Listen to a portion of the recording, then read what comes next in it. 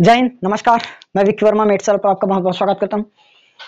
आज हम लोग पढ़ेंगे क्लास 12 फिजिक्स चैप्टर नंबर 2 विद्युत विभव तथा धारिता। विद्युत द्विध्रुव के कारण किसी बिंदु पर विद्युत विभव अक्षीय या अनुदैर्ध्य स्थिति में। कल हमने निकाला था बिंदु आवेश के कारण किसी बिंदु पर विद्युत विभव। देखो पिछले वाले चैप्टर में सेम हमने निकाला है विद्युत द्विध्रुव के कारण किसी बिंदु पर विद्युत क्षेत्र की तीव्रता अक्षीय स्थिति में। इस बार क्या निकालेंगे? विद्युत द्विध्रुव के कारण किसी बिंदु पर विद्युत विभव कौन सी स्थिति में? अक्षीय स्थिति में। यहां तक एकदम क्लियर है? चलिए क्लियर हुआ। अब देखिए ये हमारा डायग्राम हुआ, छोटा सा प्यारा सा नन्हा मुन्ना सा। इसके पहले हमने डायग्राम और बनाया हुआ है, वैसी डायग्राम समझो इसको, एकदम क्लियर। देखो थ्योरी क्या लिखेंगे, ध्यान समझना। थ्योरी अपने को रटना नहीं है, समझना है, हम बार बार बोलते हैं।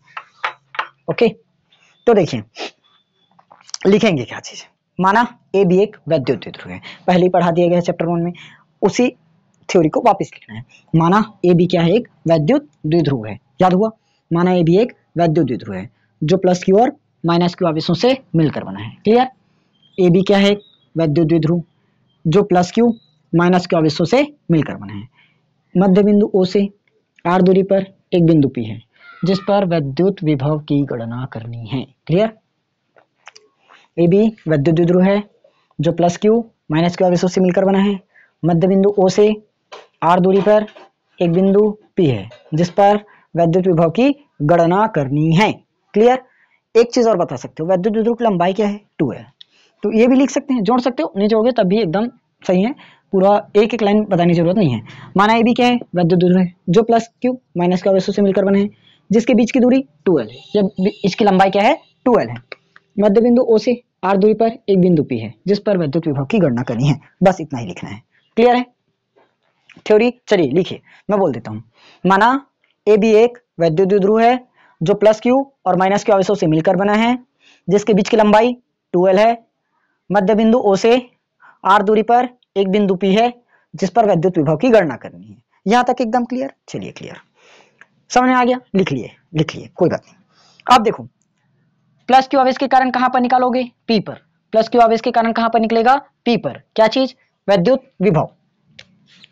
तो प्लस क्यू आवेश के कारण, प्लस क्यू आवेश के कारण पी पर, बिंदु पी पर क्या निकलेगा हमारा? विद्युत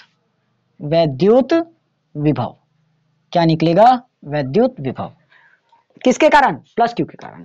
अब अपन जानते हैं कल निकाली थी बिंदु आवेश के कारण किसी बिंदु पर विद्युत विभव, तो इस बार V1 मानेंगे क्योंकि दो प्रकार से निकलेगा, प्लस क्यू के कारण और माइनस क्यू के कारण। ये होता है 1/4 पाई एप्सिलॉन नॉट के, और एप्सिलॉन नॉट बस था ना, नहीं लोगे चलेगा, चलो 1/4 पाई एप्सिलॉन नॉट। और क्या निकला था? Q divided by R। के भी आया था, लेकिन हमने निर्वात की स्थिति में के को कितना माना था? 1 माना था। निर्वात की स्थिति में के को कितना माना था? 1। तो यहां पर चलेगा। अब देखो R था, लेकिन इस बार हमें दूरी कहां है? निकाल कहां से रहे? ए बिंदु से कहां तक? पी बिंदु। देखो प्लस क्यू आवेश के कारण पी पर निकाल रहे हो, प्लस क्यू आवेश कहां उपस्थित? ए पर। कहां पर निकाल रहे हैं? पी पर। तो दूरी क्या बनना चाहिए भाई? ए से पी। क्या बनना चाहिए? ए से पी। समझ में आया? तो V1 बराबर ये हो गया मेरा 1/4 पाई एप्सिलॉन नॉट, ये क्यों डिवाइडेड बाय एपी की दूरी। देखते हैं एपी की दूरी पहचानो, एकदम ध्यान समझना। देखो मेरा ए से बी ये वाला पॉइंट कितना है? 2l है। क्या है? 2l। तो अगर मैं ये पूछूं यहां तक की दूरी क्या होगी? ये वाली दूरी क्या होगी मेरी? तो बताओगे ये वाली दूरी हमारी क्या रहेगी भाई? l रहेगी। क्या रहेगा? l। देखो ना, सिंपल है। ये दूरी क्या होगा? l। ये दूरी भी क्या होगा? l। तभी तो l और l मिलकर क्या होगा हमारा? 2l। एकदम फाइनल। चलिए एकदम फाइनल हो गया।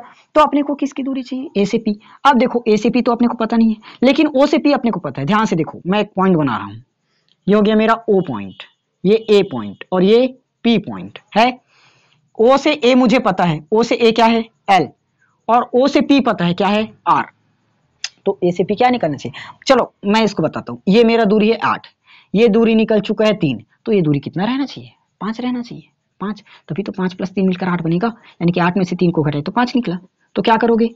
r में से l को घटाए तो r - l होगा। क्या होगा? r - l। समझ में आ गया? एकदम सही। ये हो गया हमारा r माइनस एल।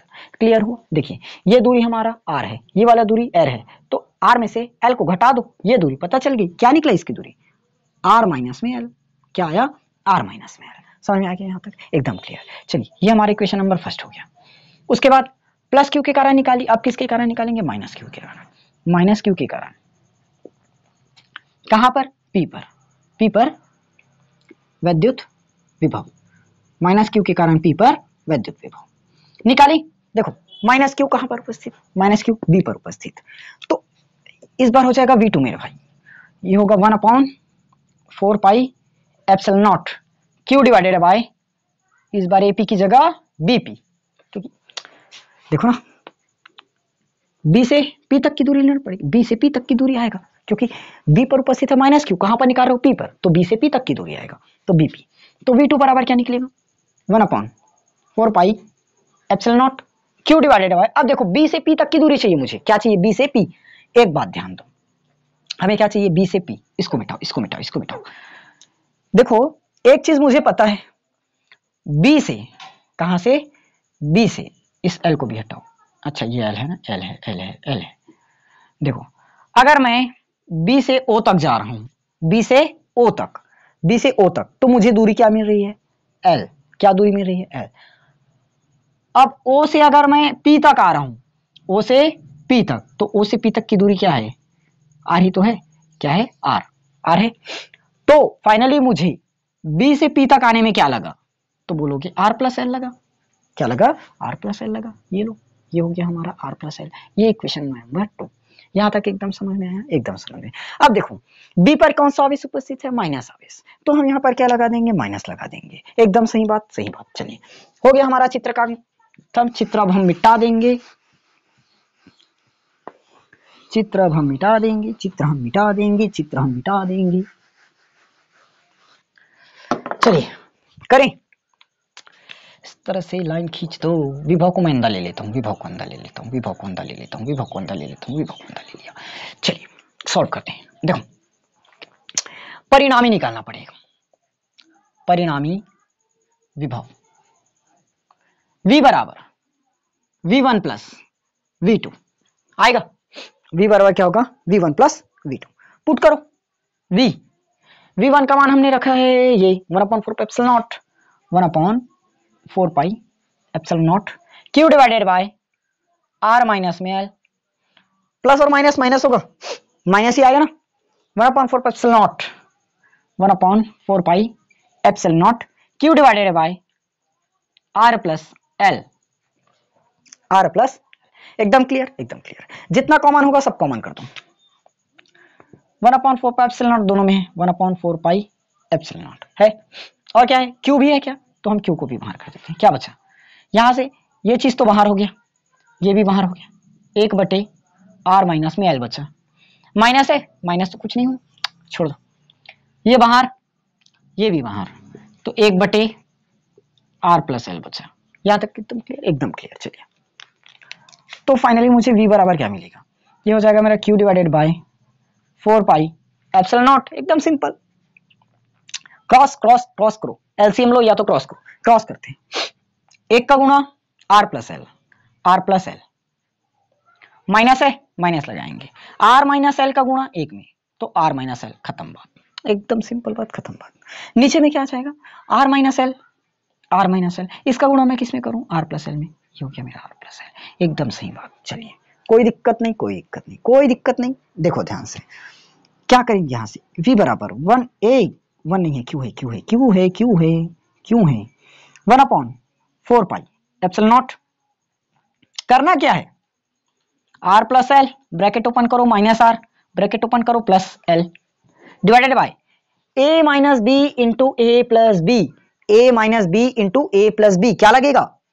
A का वर्ग माइनस B का वर्ग, A का वर्ग माइनस B का वर्ग, यानी कि R का वर्ग माइनस L का वर्ग। मेरे ख्याल से यहाँ पर किसी को बताने की जरूरत नहीं है। अगर बताने की जरूरत है तो 12 पढ़ना बेकार है, क्योंकि A minus B A plus B, A का वर्ग माइनस B का वर्ग एकदम पता है बचपन से। चलिए इधर का मिटाते हैं।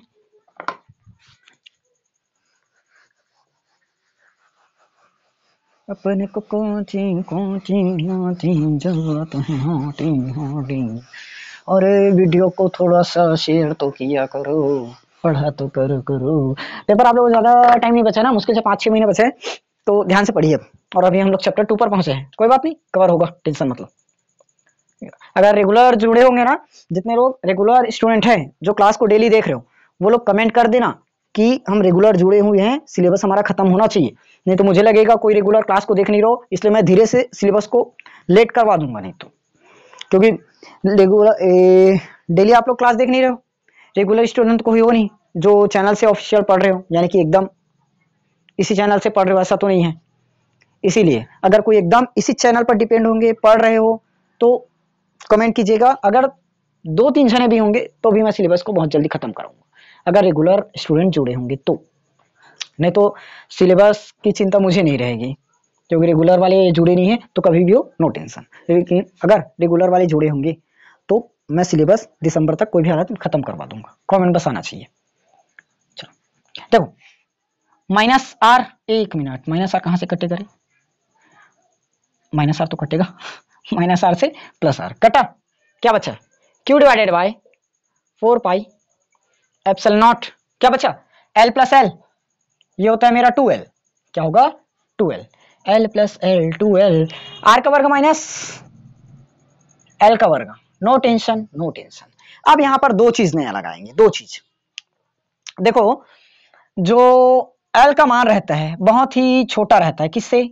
r से, इसीलिए हम क्या कर देंगे, इसीलिए l को क्या करते हैं? नगण्य मानते हैं। क्या मानते हैं? नगण्य लेने पर। इसी समय एक चीज और लगा दो ना, ये चूंकि q इंटू 2l p है, क्या है? p वैद्युत द्विध्रुव, क्या है? वैद्युत द्विध्रुव आघूर्ण, तो v बराबर बचा क्या? q divided by 4 pi epsilon not. अरे इसको ऐसे तो लिख सकते हैं क्या? q इंटू 2l, एक लाइन एक्स्ट्रा बढ़ाओ, q इंटू 2l, क्या बचा? 1 डिवाइडेड बाय r का वर्ग माइनस 0, सिंपल। इसकी जगह पर मैं क्या पुट करूं, पता है सबको, रखूंगा मैं p, तो क्या बचा?